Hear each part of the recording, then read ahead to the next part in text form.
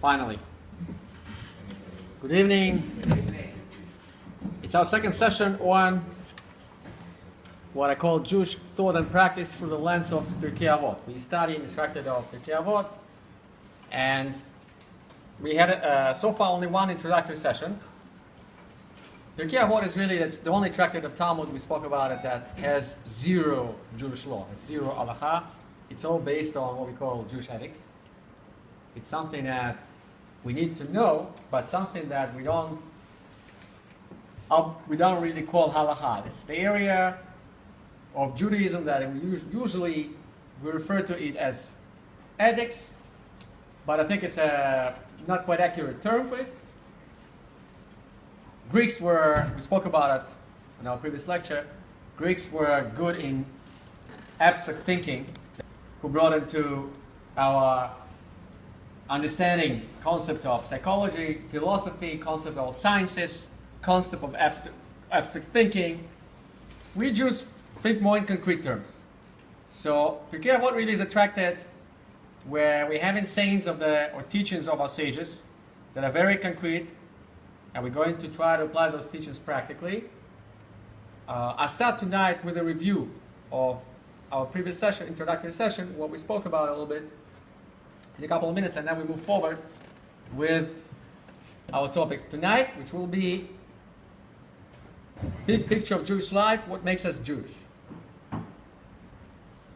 Our first session a week ago, we spoke about how is it that we have two Torahs. We have the written Torah, we have the oral Torah. What's the significance of that? Why do we need to have two Torahs?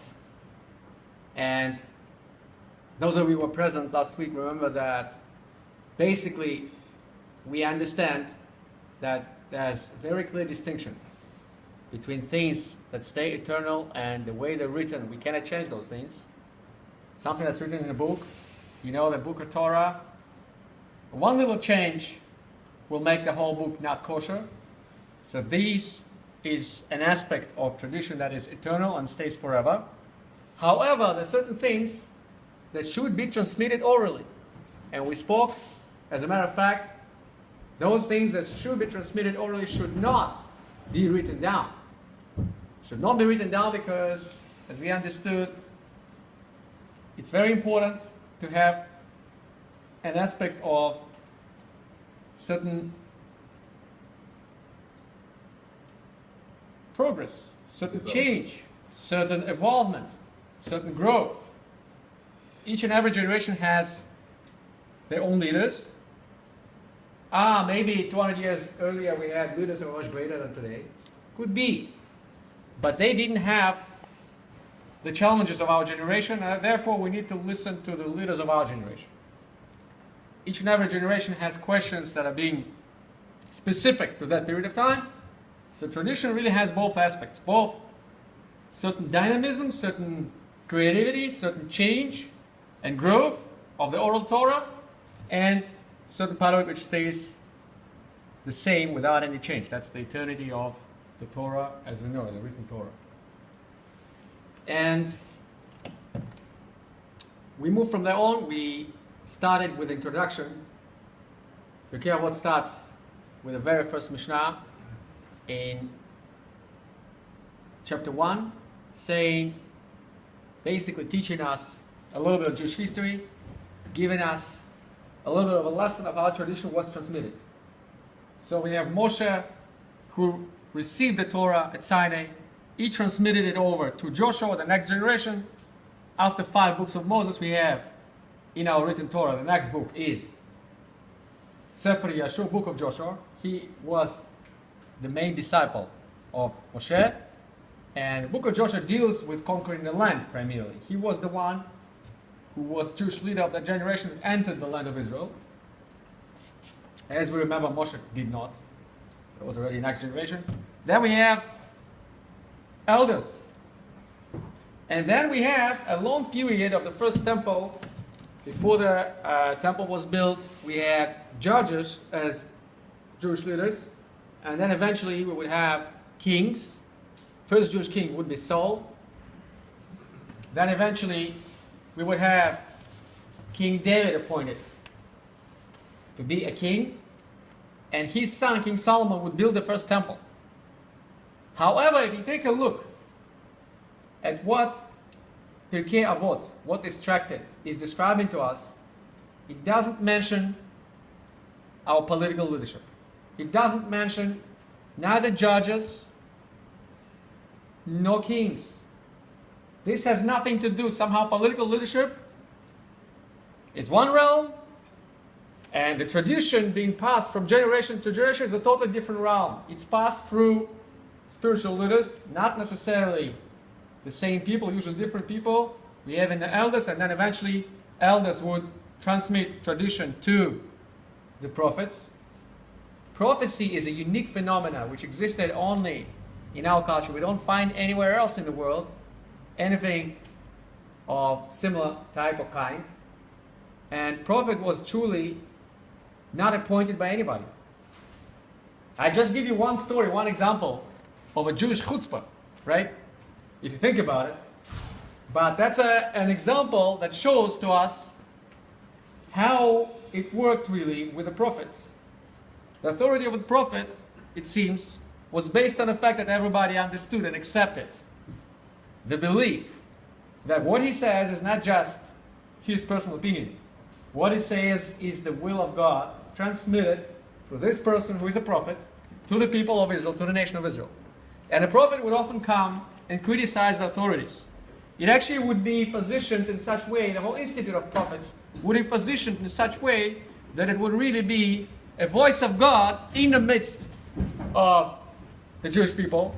And very often we would find situations where a prophet would come and confront the king. And we may even have a righteous king like King David. Certainly we think about kings that were not righteous, that would be confronted on many occasions. But you can think of a righteous king like King David, and there's a famous story of King David, which his sin is described at length. Another interesting observation we don't find in many other cultures and religions, that righteous people, the saints, they're usually portrayed as, they have no blemishes. They're saints. They're perfect. We don't have one saint like that in Judaism. We don't really have. Everybody is portrayed somehow with his own weaknesses. And so King David, the whole story with him and Bathsheba has been described at length. He sends Bathsheba's husband to the war and basically allows him to be killed. It's done on purpose so that he can take this woman and make her into his wife. And comes Nathan the prophet, and gives King David, who was a man of justice, man who would listen to prophets, of course, and gives him a parable. There was a poor man who only had one sheep, and he loved that sheep as he would love his own daughter. And then you have a rich man, a wealthy man, he has thousands of sheep, and he decides to take away that little sheep from that poor man. What should be done to that man? King David got very angry. He said that man should die for what he did.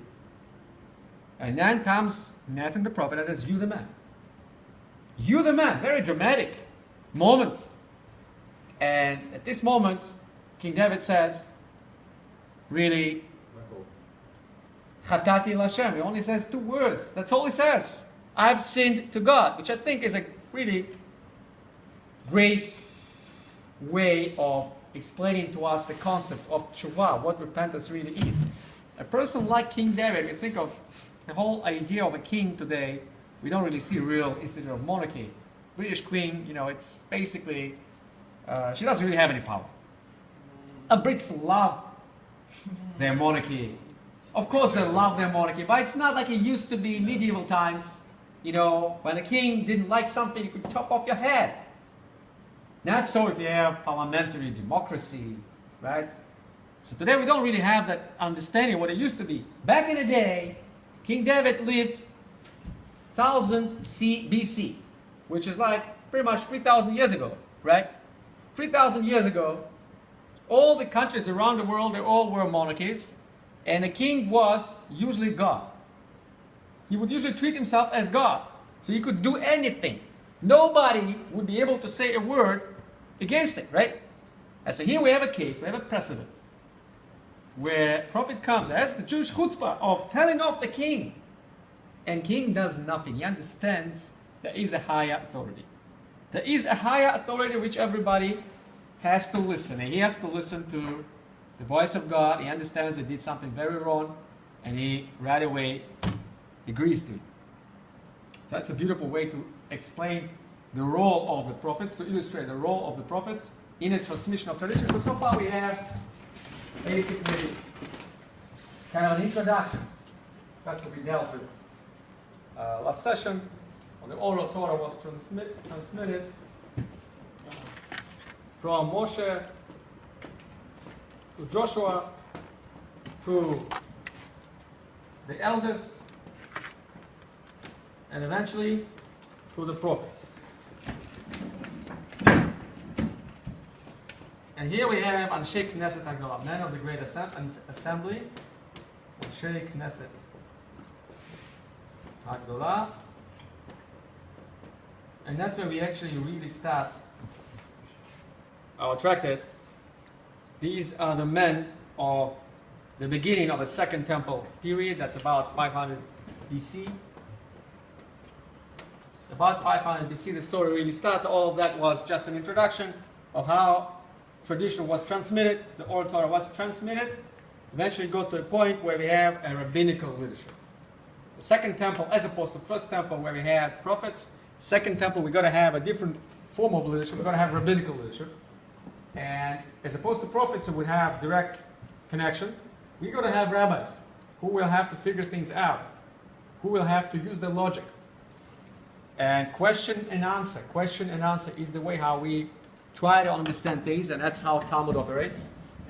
And we spoke about the fact that Talmud will be eventually recorded. All of this would stay oral Torah by 220 CE. Mishnah will be recorded. And 5th century CE, commentary to Mishnah will be recorded, called Gemara, and all of that together is Talmud.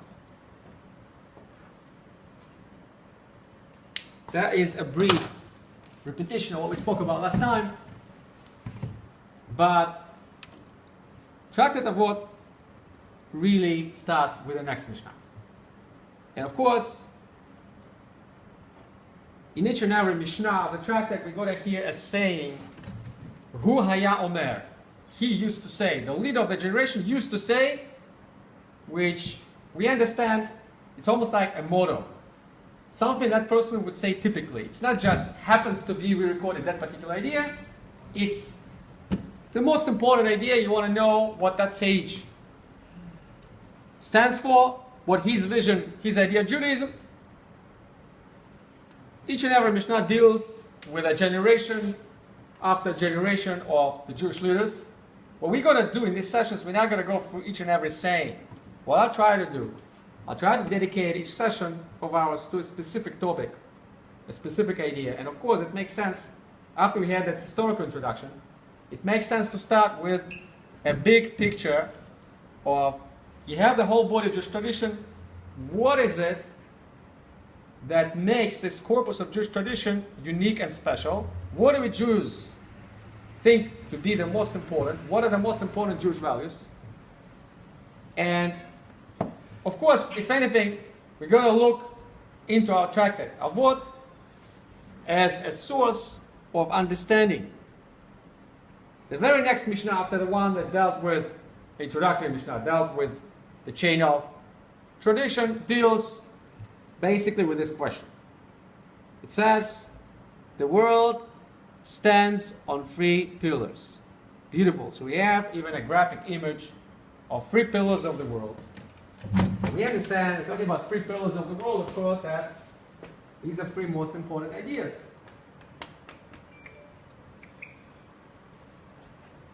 So what I'm quite sure most of you familiar with this teaching. It's quite famous. So what are the 3 pillars of the world that Judaism believes? That's how. We're not talking about physically, like the ancients believed the actual world is built on like 3 whales or 3 other animals. Number 3 is a symbolic number, by the way. We're going to see number 3 appears in this tractate all the time. Usually each and every saying has 3 aspects to it. There's even quite recent scientific study about it, that we somehow remember things, either the opposites or things that come in triples.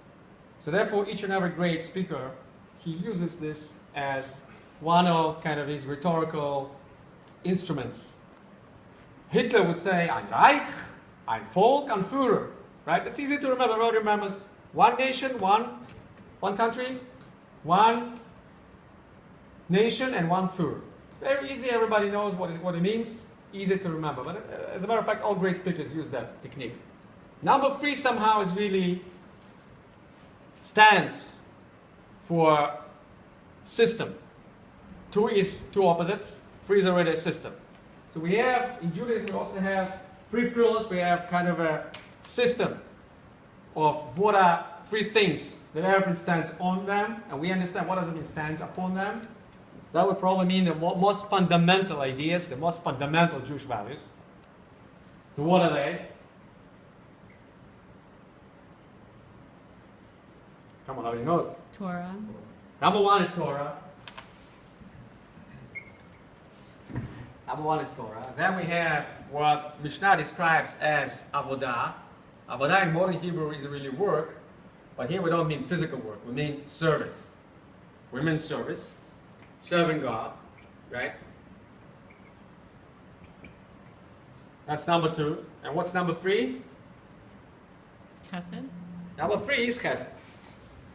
Number 3 is chesed. Now really, if you take a look at it, you can think of like 3 areas. 3 areas over here where a person is called to achieve greatness.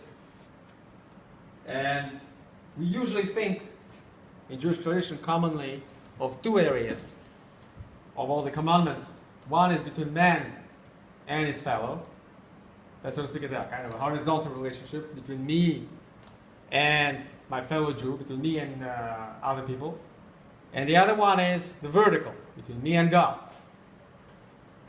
So naturally, chesed is the way to approach the world between me and another Jew, another human being, through the acts of chesed, the acts of loving kindness.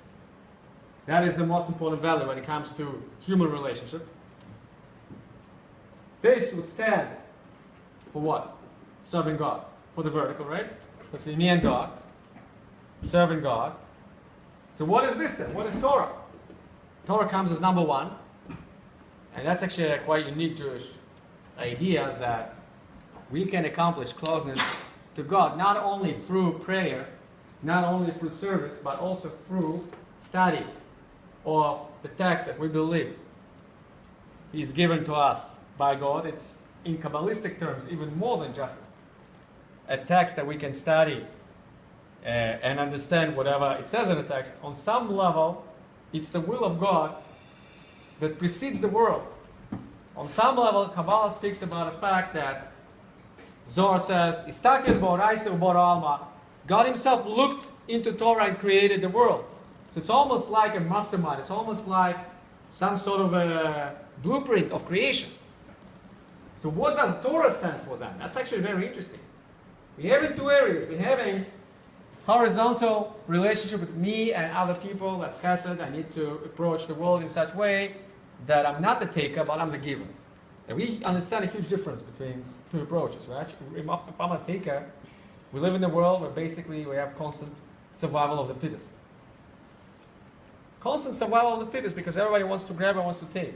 The moment we change that and we understand that everybody has his own place, has his own niche, and we're looking for ways to cooperate, and we're looking for ways to give to each other, then we have a very different world right away. We understand the value of course, in religious terms for sure, of serving God. Naturally, we want to establish a relationship with the source of life, with God. And for that, we need to serve Him. Beautiful. Now, what about Torah? What is the 3rd dimension? We live in a 3D world. We had 2 dimensions so far. We had the horizontal, we have the vertical. What is the third dimension of our existence? What is it? Depth. Depth, of course.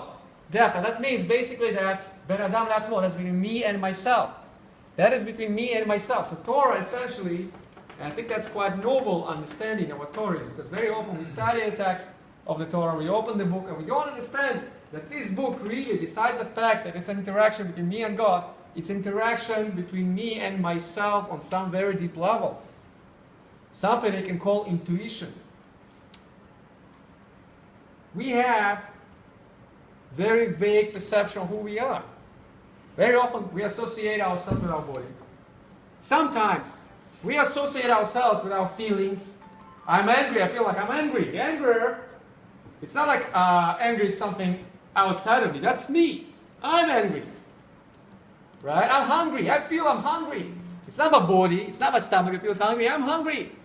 So I associate myself with my reactions on a very low level, usually on the level of instincts. It's almost instinctive. Sometimes I can feel myself on the level of my intellect, on the level of my mind. Very much involved in the thinking process, I think. That's why I am. But is there something else? Is there something else? Something of higher caliber that represents who I am? What Judaism is telling us, man was created in the image of God.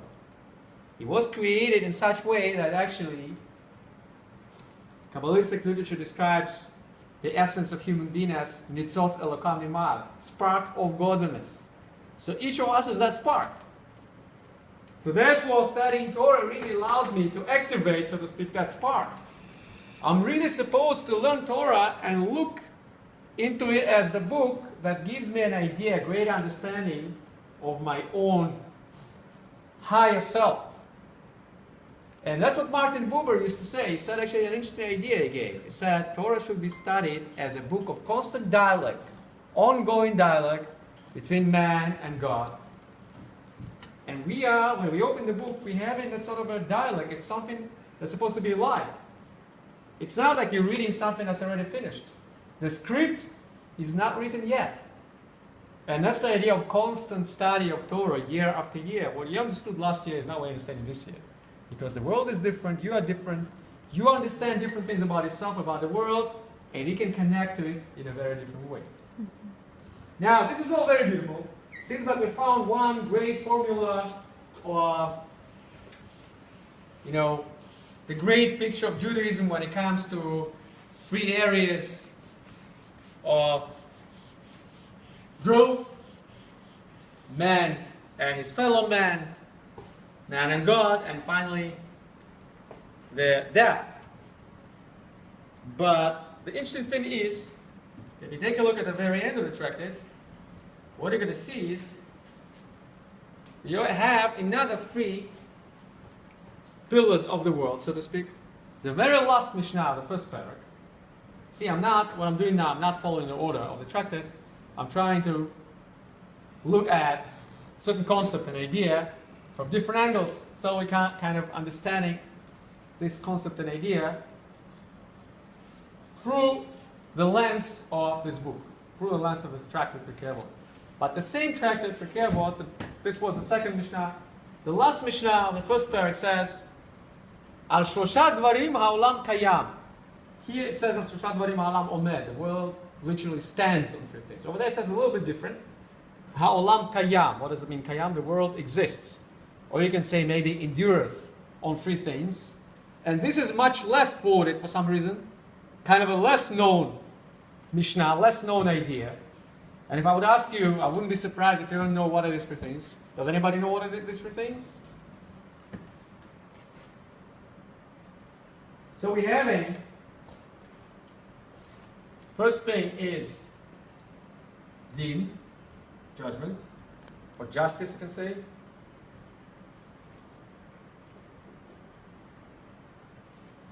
Second, emet. Emet is translated as truth, of course.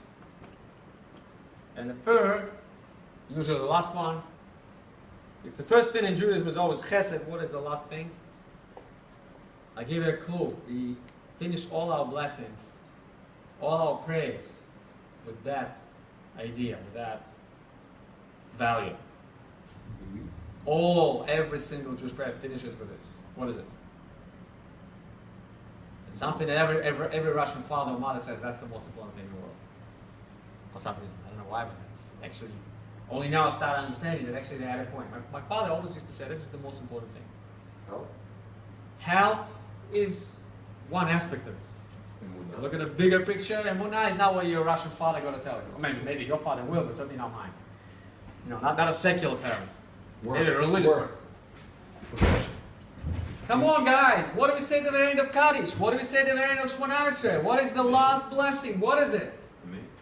The last one. What are we asking for? Always. We finish every single time. Peace? Peace. Shalom. Peace. Shalom. Here we go. Right. That is the last one, of course. Shalom. So now, this is actually very interesting. Take a look at those three. Here you have Torah, serving God, and Chesed. These are the three pillars on which these are the three foundations of the world. And here you have three other things which are important for the world, not less than these three, and we don't see any connection. It seems like it's kind of in a way, kind of a contradiction almost, right? Because the language is almost the same. Over there it says, these are the three pillars on which the world stands. And here it says, these are the three pillars through which the world exists. What's the difference? Through which the world exists. It's kind of difficult to translate because over here it says Olam Omed, over there it says Olam Kayam. By the way, as opposed to Torah, which usually we know exactly how Torah should be written, to the minute detail. When it comes to these things, it's Torah. So we have some versions of the text where it's exact same language. But for the most part, it's a little bit different. Over here it says endures, exists. So we can kind of try to understand there is a bit of a difference here. The way I understand it, first of all, maybe somebody over here wants to say something. What would be the difference between those three and these three? Over here it says Omed exists. That's the foundations. Al Shoshat Dvarim Ha'olam Omed, on three things the world stands. Here it says Al Shoshat Dvarim Ha'olam Kayam. Because for these three things it exists. If there's no justice, if there are people lying to each other, if there's no peace, then whatever the society that you might live. Okay, we'll get there. But how do you put it on the map? These three and these three. Well, what are it's a they? continuation of the last one. This is a continuation of These this. three you need in order to be on the same level as other people. These three. No, those the last one. Those three Those three. is like a sub-point, bull points of the last one. In other words, we understand it's kind of a flow. I would say, if that makes sense to you, I would say these are three things for which the world was really created. So we, so to speak, look at it from God's perspective. These are three areas. One area is me and other people. Chesed, that's how God created the world, by the way. That's the very first thing we speak about always. As the first Jewish value is Chesed. God created the world as an act of altruism. He didn't need us. He's not needy. He created the world because He wanted to bestow His kindness upon His creatures. So Torah is all about Chesed. We spoke about it last time. Serving God to maintain a connection, to maintain a vertical connection between us and God. And finally, studying Torah, which is the book of life, which is really giving me the ability to come to deeper understanding of who I am. What am I here for? So these are three things how God created this three-dimensional world, so to speak. These are the three pillars. Here we're talking about the three practical aspects of how, if you want to live in this world, like I said, if you want to live in this world, social kind of order of the world demands that these three things should be present. And by the way, if you take a look at truth and peace, don't you see there's kind of conflict between the two? Right? If you want to establish truth, you really want to see truth all the way, right? It's almost certain that your truth will conflict with somebody else's truth, and many different truths. On the other hand, Shalom is trying to be inclusive. Shalom is trying to say you're right, and you're right, like in the previous joke about the rabbi, right? All of you are right, all of you have a point. Yeah, you have a point. And you also have a point, yes. It's interesting. There is a conflict between the two. And I think this element of justice or judgment is there to establish some sort of a balance between the two. Because if you want to be a judge, and we find in the Jewish law, you need to know that at the end of the day, what you're trying to establish, of course, is this, the truth.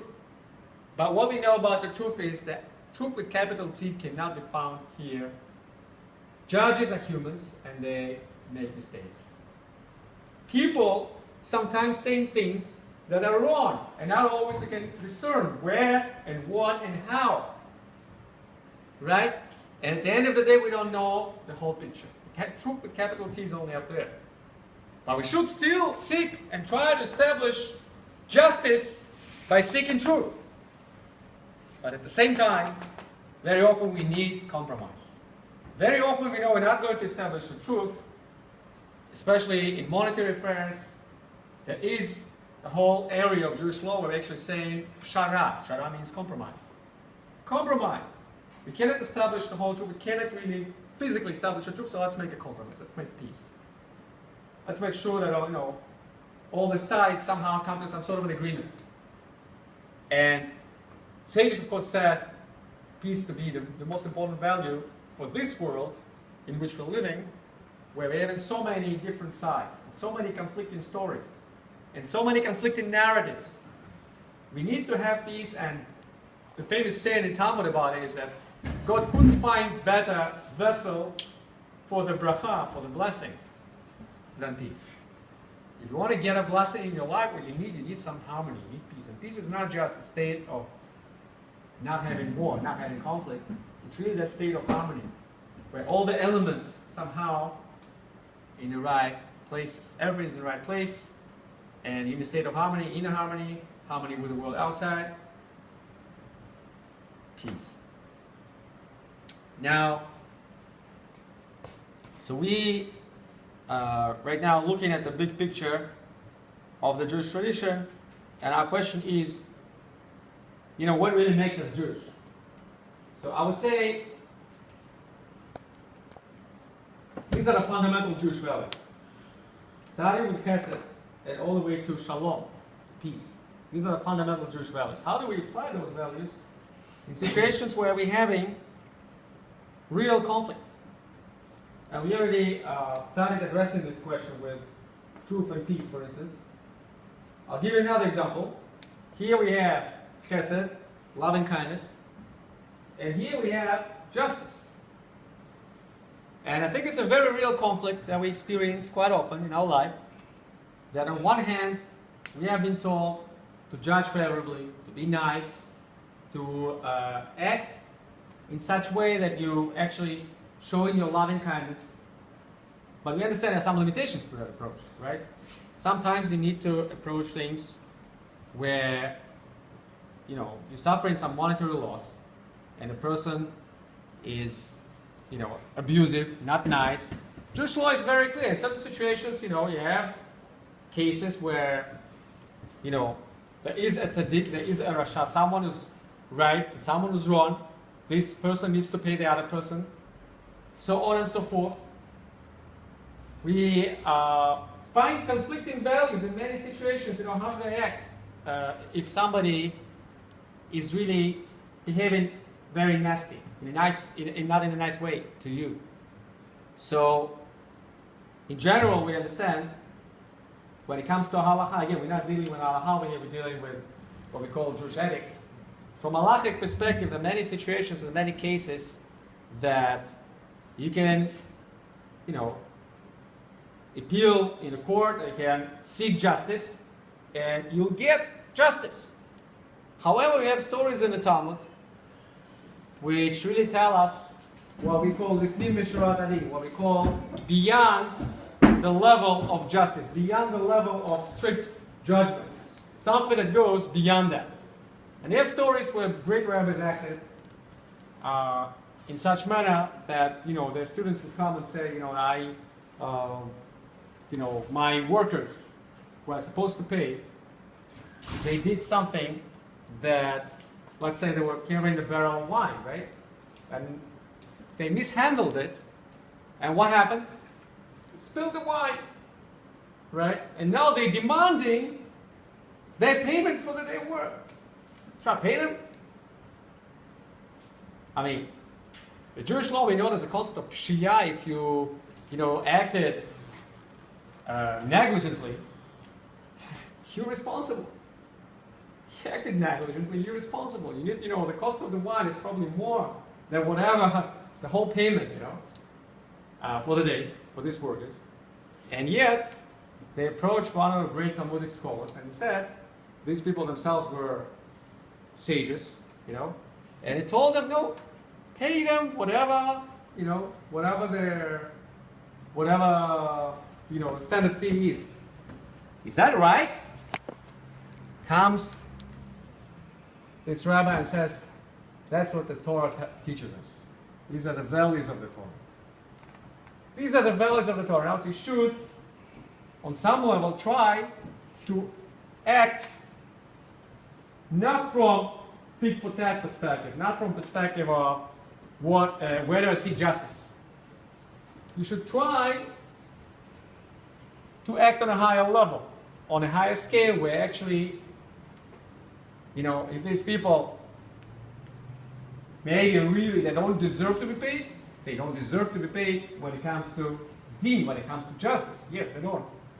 But when it comes to how God approaches the world and how He wants us to approach the world, on some level, if we are ready for that, we should approach the world from the perspective of chesed.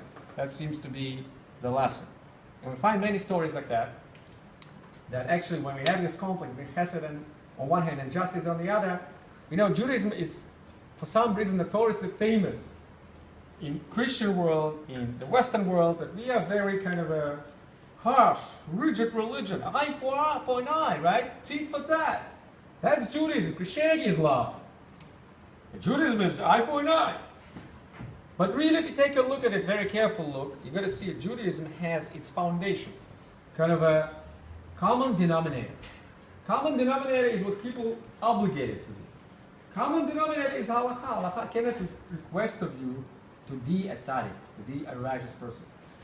Halacha cannot request of you, cannot require every single person, in every single situation to act on such level that you will forgive the poor worker who has no money to bring to his family when he mishandled the barrel of wine, to actually say, you know what, okay, fine, don't pay for the barrel. And not only that, I'll pay you for your day of work. I mean, you really need to be a righteous person to do that, right? We cannot expect every single person in society to act on that level. We cannot. However, that is the common denominator, the lowest common denominator is follow the law. Follow the law. But there's much more to it. There is much more to it, and we expect from every single human being, from every single Jew, to emulate God. And when Talmud speaks about it, Talmud gives us a very strong quote. Talmud says, it's basically how man was created. Man was created in the image of God. And how do I emulate God? What I know about God? He created the world as act of kindness. Mahu rachum afatati rachum. He is merciful. He is not judgmental. He's merciful, because he's going to be judgmental. We are not going to be able to withstand his judgment for a very long time. We are not perfect ourselves. So therefore, try to treat others the same way. And how do I know that this is the maxim of the Jewish values, of the Jewish idea, concept of how we are to approach the world? When we have in this conflict between justice and love, loving kindness, because we find what we call the golden rule of Judaism, of course, formulated in the Torah. And Rabbi Akiva, one of the greatest sages, is saying that this is the golden rule. This is pretty much Judaism on one foot, right? And then we have, of course, Hillel saying pretty much the same thing. Torah tells us, love your neighbor as yourself. Says Rabbi Akiva, Klal Gadol b'Torah. This is the great principle of the Torah, the golden rule of the Torah. Love your neighbor as yourself. By the way, Ramban, here comes again our kind of a practical approach. Ramban Nachmanides says, why does it say as yourself? You cannot possibly love others more than you love yourself. So two things we can derive from here, which is actually very interesting. One thing is that you're supposed to love yourself. Because if you don't love yourself, you're not going to be able to love anybody else in the world. So even though it appears like almost like egotistic position, right? Love yourself. But only if you have a healthy relationship with yourself will you be able to extend that to people outside, to your immediate family, to your friends. Judaism is trying to tell us all the Jews are one big family. Try to extend it that far. And finally, not as halakha, but as something of a higher caliber. Eventually, the aspiration is the whole humanity, the whole world is one big family. Try to get even there. So, Hillel, we have quite a few stories about him when Roman and non-Jew would come and tell him, teach me the whole Torah while I'm standing on one foot. And he would say, in Aramaic, exact same line, Man besane alach lechavrech lotadu. Whatever is hateful to you, do not do to your fellow. This is the whole Torah, the rest is commentary. Zil gmor, he says that. Go and learn. There is something to learn, of course, again, just the idea, the most central, it seems, idea of Judaism. So that, again, to me, is a clear clue that when having this conflict in chesed and justice, our aspiration should be, of course, we are very often allowed by law to demand justice. But our mystical tradition is also saying that the less we do that and the less we try to bring more justice or more judgment into the world, the better the world will be. The more we are willing to seek compromise, the more we are willing to judge favorably, the more we are willing to not seek judgment, strict judgment in the world, the better this world will become. And there's a beautiful Jewish tradition of starting Shabbat with Kiddush, right? And we usually rinse the goblet of wine. Before we put wine into it, we rinse it with water.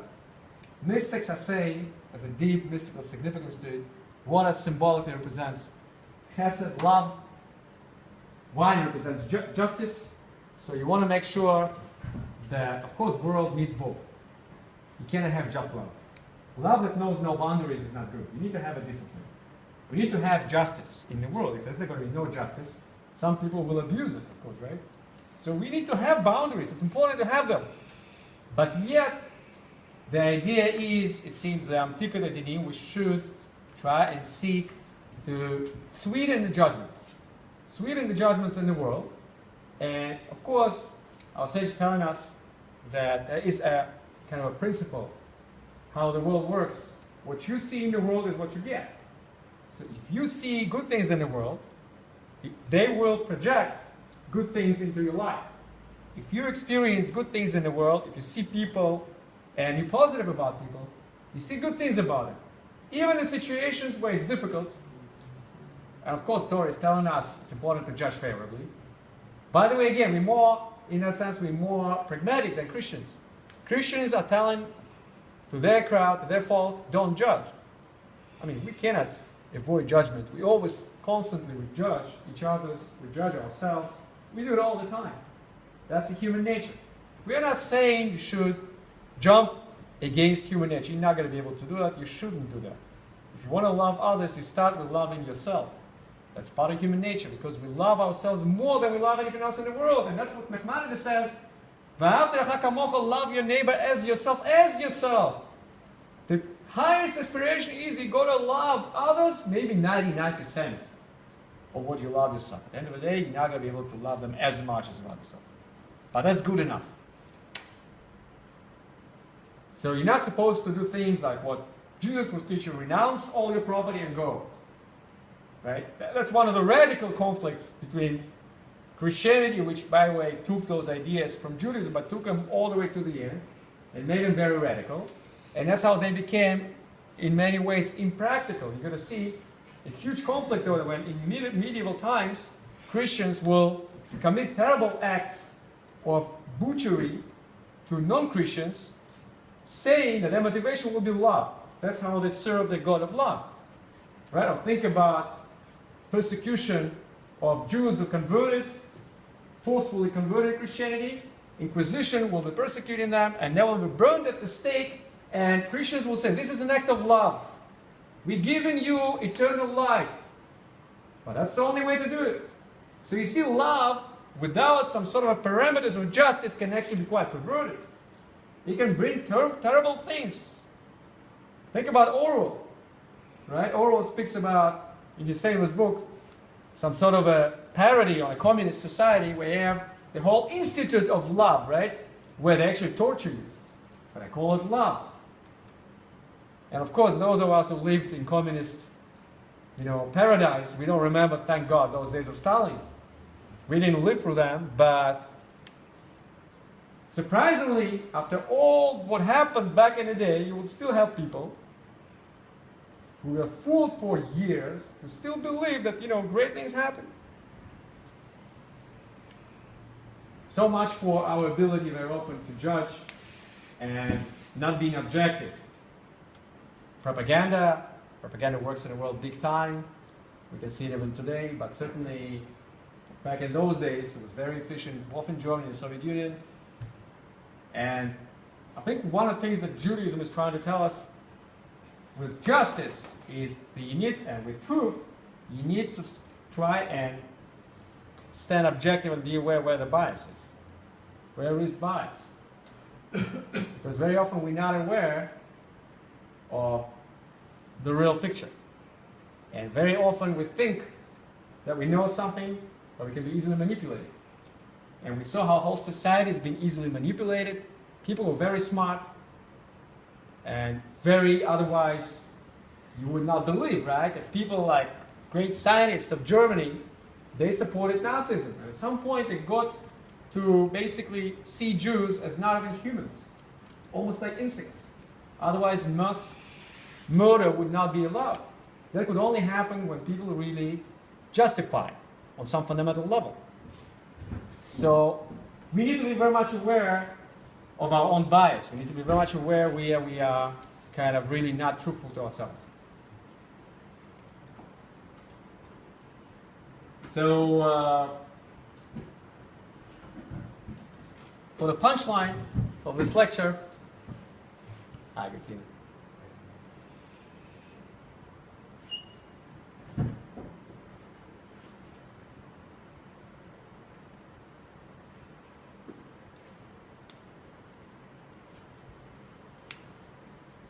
For the punchline of this lecture, one idea that I think is quite practical. We spoke last time. We spoke about the two Torahs. We spoke about the fact that there's a written Torah and there's an oral Torah. And these days we don't really have oral Torah. Everything's written. You take a look at all those shelves. There are plenty of books written. And I think to many Jews today in our generation, it seems, or at least that's how it's being taught. Even though it's not being pronounced that way, but that's how somehow subconsciously we get that picture, that understanding. Basically everything's been already in the book. We cannot accomplish any hidushim. We cannot really bring any innovative aspect to the Torah study. Although we find, for those of us who study Talmud, we find this to be one of the most important aspects of this great value of Torah study. The value of Torah study is such that in each and every generation we should find chidush, we should find novel interpretation of the Torah. It's difficult to do when you have a huge burden of everything's been already written down. And it's quite common that you're going to hear a quotation from one of our midrashim that whatever a disciple in the new generation to come will find as a novelty, novel interpretation of the Torah as a chidush, Moshe Rabbeinu already knew. Well before it was already all known by Moshe. Somehow they forget, and we find in most interesting ways that there's always a conflict. Judaism is all about basically resolving conflicts, nothing is absolute. So here too we're going to find another midrash, which it seems contradicts this one. And it's also quite interesting midrash, quite famous midrash, somehow not as famous as the first one, but many people know it.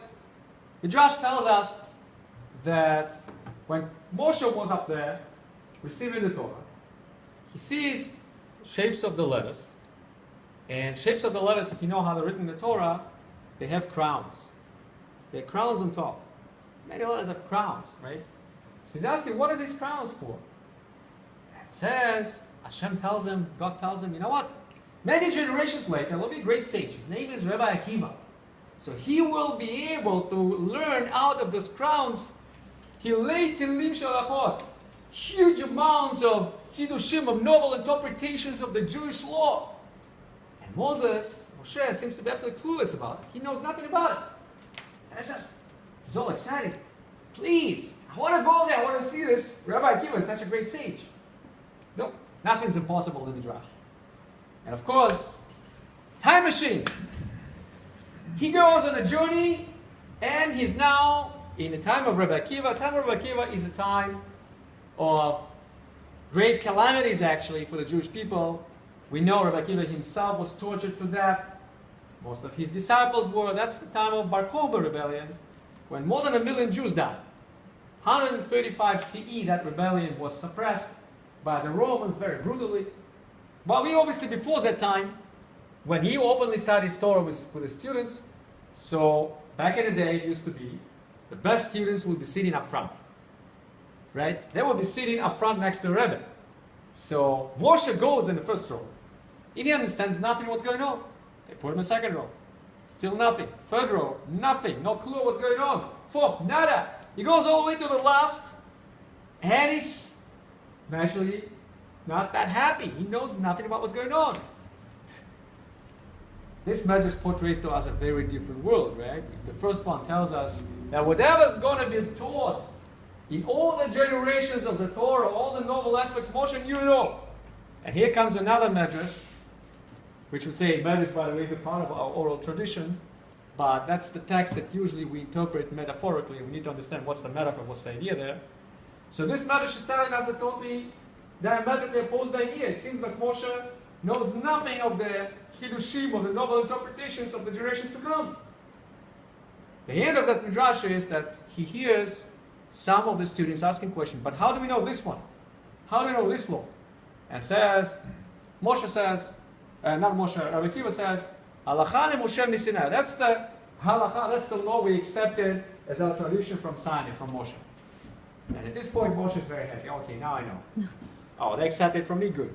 Fine, that's how it goes. So, really what happens here is that it's not so simple as people usually think it is. Somehow, it's very common thinking today among the students of rabbis, the moment they step outside the yeshiva, that basically all the questions have been already answered. And, Judaism today is basically the written Torah. You have so many books on the shelves, it's all written. And what are these days? What are the Hiddushim these days? What are the books that people are writing these days? Very often you're going to see that they're writing about the minute details of the law. And they write at 3 volumes on some little aspect of little halacha, of little law, because it seems for all the big pictures, all the big questions that were already answered, so we only have little ones that are left, just to figure out little details. Somehow we see that it's not really the case. The world is changing, and if Rabbi Akiva could interpret things that Moshe knew no idea, had no idea. Moshe obviously received the Torah, so you could have argued that, he received it all. He received it all, says Tiferet Israel, as the first Medrash suggests, he received it all, and what's going to happen in the new generations, he knew, but he knew only conceptually. He only knew as much as an architect that wants to build a building. He has a plan. He has a general plan. In that general plan, basically everything is there. But does he actually know how the building is going to look? With all the details of the building. How's that room going to look? This room going to look? What kind of design? Usually no. That's not even his job. Next generations that will really work on that, and they will continue the original project. I will give another parable with a tree. The tree grows from its roots. And the moment you cut off the tree from the roots, it stops growing. However, it grows, and it's supposed to continue growing, and each and every generation, you got to see a different tree. Hopefully a bigger tree, a more beautiful tree. So we are the branches of the tree. We are supposed to grow from the roots. The moment we stop growing from the roots, we try to establish something that has nothing to do with the roots, that's already not Judaism. On the other hand, if we stop growing, that is basically the tree gets dry. It continues, but it becomes dry at some point. So we need to maintain the right balance. We need to maintain the right balance between innovation, between life, between change, and between eternity, tradition, and I think that's very important in our generation. So that is a value of shalom, a value of peace. Peace, harmony, usually comes with balance. When we have balance, that usually what brings peace and harmony. So I want to finish with that, hopefully wishing everybody here in this room shalom, peace and harmony, which is not so easy to accomplish. It's easier said than done. And there are many opportunities to do chesed in the world. And I just wanted to speak about one that is present now. A friend of mine, he was here for the beginning of the lecture. I don't see him here now. He came from Israel. He is running a very good organization that helps Russian Jews. It's called Yad Yitzhak Foundation. And so he really does a great job in helping Russian Jews in Israel. He has lately established here Friends of Yad Yitzhak Foundation America, which allows you to give a tax-deductible donation. You want to do that now, you want to do it at some point during the week, he's here till Sunday, or you want to just mail a check.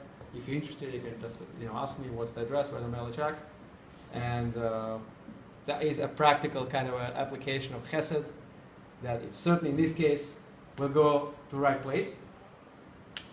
By the way, there's a good question people ask.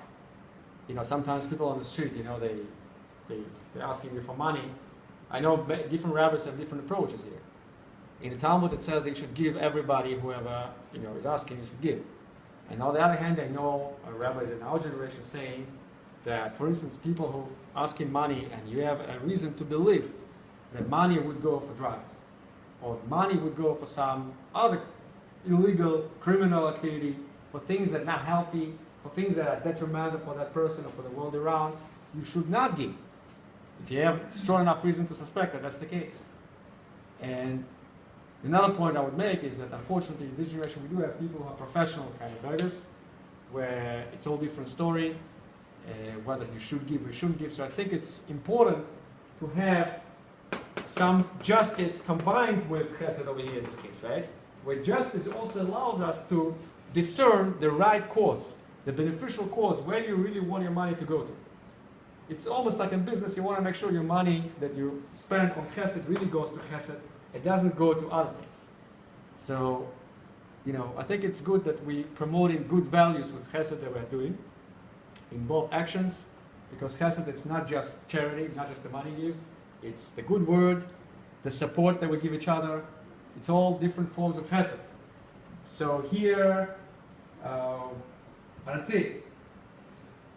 Aransi just came back, and if you would like to, if you'd like to use the opportunity, that would be nice. I will take a few questions if you have about what we spoke today. And our next class will be on Tuesday. It's just a one-time thing that we're doing on Monday. We will continue Tuesdays. So keep the day for that. You have any questions, comments on what we said now? Can you write the name and address on the board? A name and address.